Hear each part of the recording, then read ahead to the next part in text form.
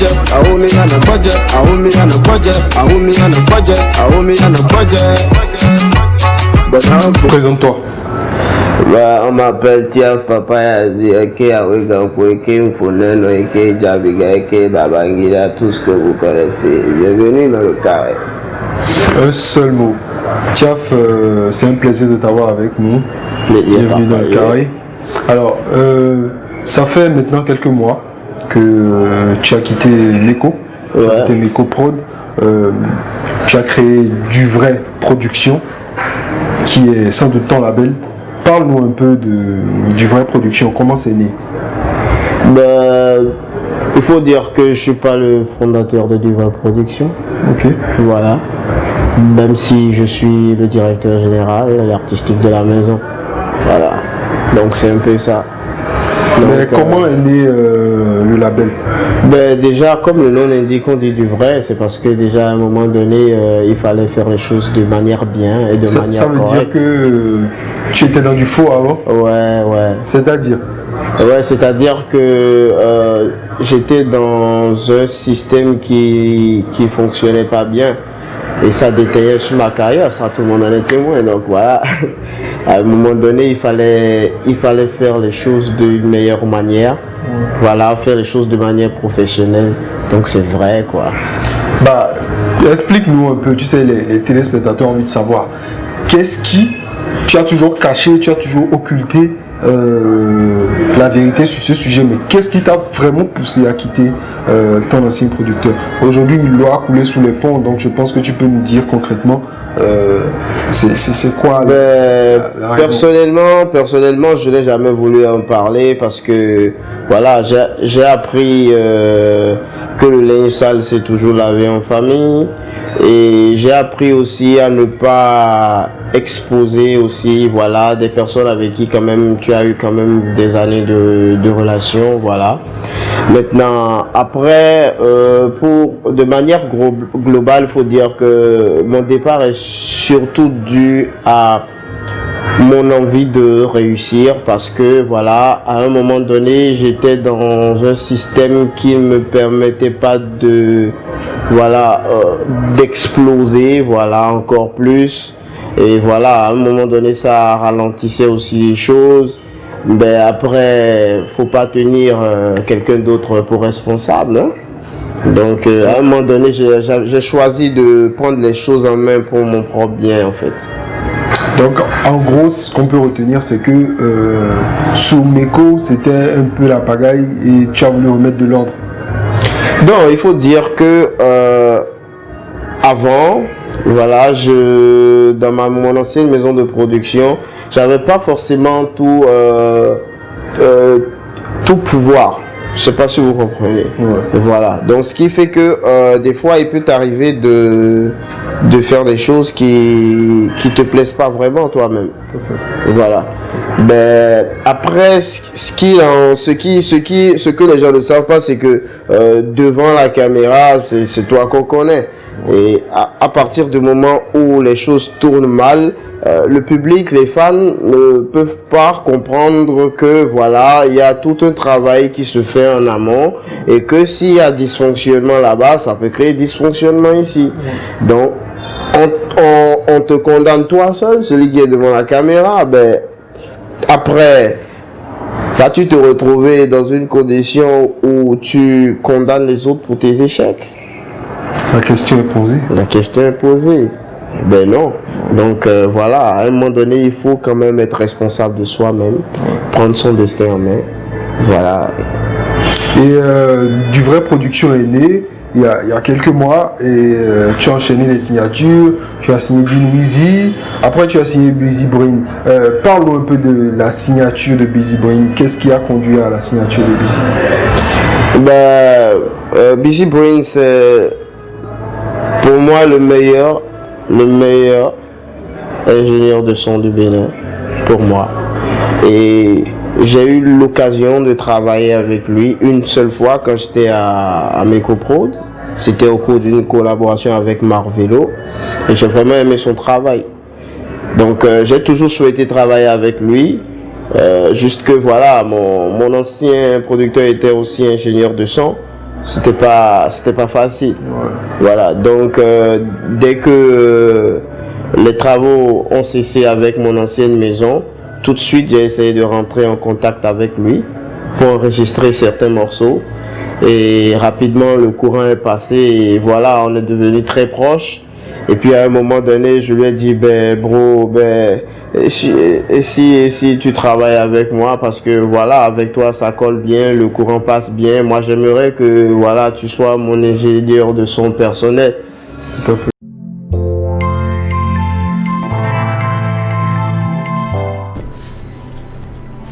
Madame, votre monnaie. Madame!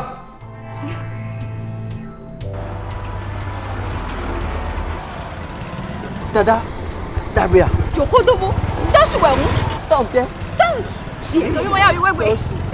Incroyable, le MTN Touch Rio, ton téléphone Android 3G gratuit. Offre-toi 3 Go d'internet par mois pendant 4 mois, plus ton téléphone Android 3G gratuit à 16 000 francs CFA. Rends-toi vite dans une agence MTN ou chez un de nos revendeurs agréés. Attention, stock limité. Everywhere you go. Il y a une autre rumeur qui a fait ton actualité pendant des mois, et qui continue de faire ton actualité. Tu ne t'es pas vraiment exprimé dessus. Et moi j'ai envie de savoir, nous on a envie de savoir quelle est la réalité des faits. Je veux parler de l'affaire Clara. Je l'ai dit officiellement, je ne suis pas sorti avec elle. Maintenant, moi je vais vous dire un truc. J'ai rencontré Clara sur un tournage en 2018, lors de Message après Go. Elle était une bonne amie à Dada Boto, qui fut mon manager. Donc, sortie dans une polémique à l'époque et tout. Et moi j'ai proposé à mon staff de la récupérer pour mon clip. Parce que contrairement à ce que les Béninois pensent, moi j'ai une manière vraiment autre de voir les choses. Parce que je reste là des fois et puis j'observe des gens comme des Malouès, comme des Coco Emilia, des biscuits de mer qui sont sur Facebook avec les 500 000, les 1 million d'abonnés et tout le monde les suit. On ne sait pas forcément des femmes qui ont eu forcément un meilleur passé. Donc, bim, dans ce coup d'éclat, j'ai vu que voilà, il y avait quelque chose de là qui pouvait rendre cette fille-là vraiment personnalité influente. Est-ce à dire que l'accusatrice principale de Clara est en train de mentir? Je veux parler de Lee. Est-ce que tout ce qu'on a entendu sur les réseaux, vous avez passé plusieurs heures ensemble après une sortie en chambre et après il y a eu cette histoire de jus de citron? Est-ce que c'est réel ou c'est du mensonge? J'ai été franc sur ma page. Clara, c'est une bonne amie, c'est quelqu'un pour qui je rêvais grand, voilà, comme je l'ai dit. Et je pense que c'est pas mal quand même, c'est pas mauvais de rêver grand. Donc voilà, j'ai le droit d'avoir des amis, que ce soit garçon comme fille, j'ai le droit de fêter avec des amis. Donc je ne vois pas pourquoi me condamner pour ça. Voilà. Et puis après, Clara n'est pas mariée non plus, à ce que je sache. Dis-nous. Il n'y a pas eu d'histoire, mais il y a quand même eu du jus de citron le matin. Le matin, naturellement, moi, on m'a fait du jus de citron, on m'avait pas refusé. Je l'ai pas, j'ai pris le jus de citron, au calme. Ouais. C'était le matin de bonne heure, quand même. Alors, il y a ton dernier titre, Alicia, qui bat son plein sur les réseaux, YouTube, sur la télévision. Dis-nous, c'est quoi l'histoire derrière Alicia? Pourquoi on va sortir Alicia juste après le scandale avec lui et Clara? Alicia, c'était un projet déjà prévu. Et le jour où j'ai lancé l'affiche, c'était le jour prévu pour annoncer le son. Ouais. Donc il s'est fait que je me retrouve par hasard au milieu d'un scandale, mais c'est pas pour autant que ça va m'empêcher de faire mon travail. Voilà, on a programmé, on a dit qu'on va travailler et on fonce. Parce que le plus important c'est de se concentrer sur ses objectifs. Parce que le buzz, t'as pas besoin d'être artiste pour avoir le buzz. Le buzz, ça va, ça vient, mais après, c'est la carrière qui reste. Ouais. Donc, avec mon staff, nous, on a toujours cette vision, voilà, de ne pas se laisser déconcentrer par les petits buzz qui viennent de gauche à droite. Voilà, on avait un calendrier et puis on l'a suivi. Super. Alors, Tiaf, on sait que tu es un gros délireur, tu aimes faire la fête, tout ça. Raconte-nous, c'est ton bad trip, ton very bad trip, comment ça s'est passé? Le very bad trip. Ouais. Ça, c'est une question compliquée pour un bad boy.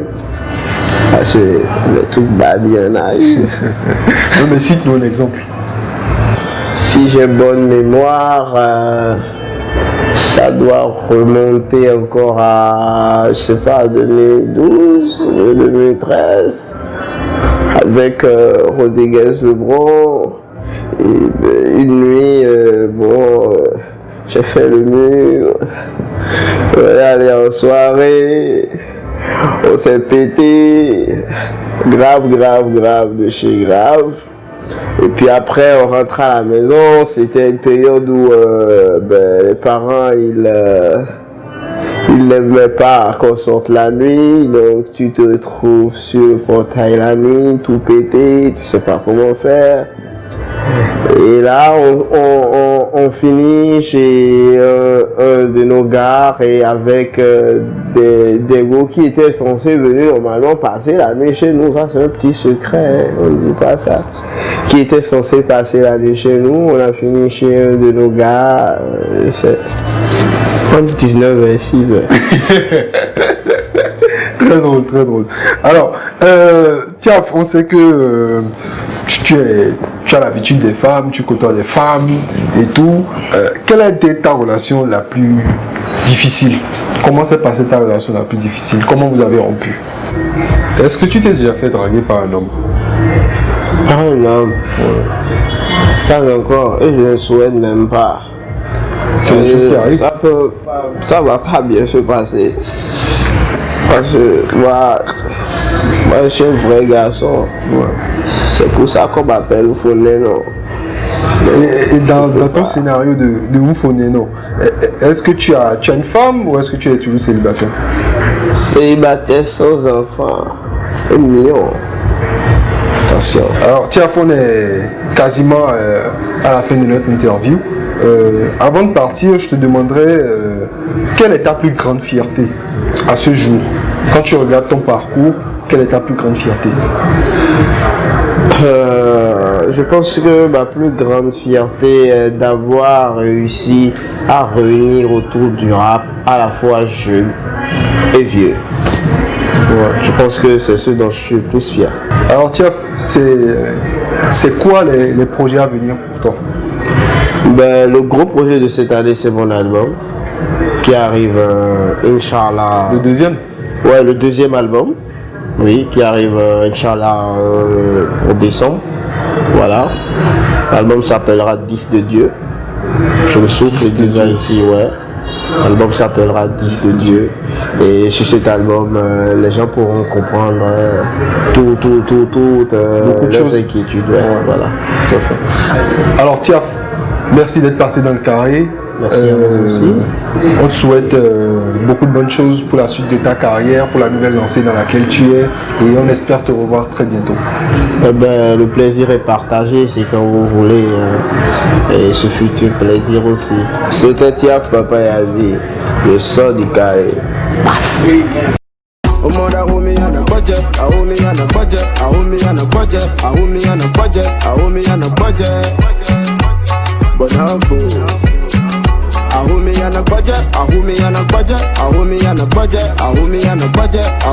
a budget. But now I'm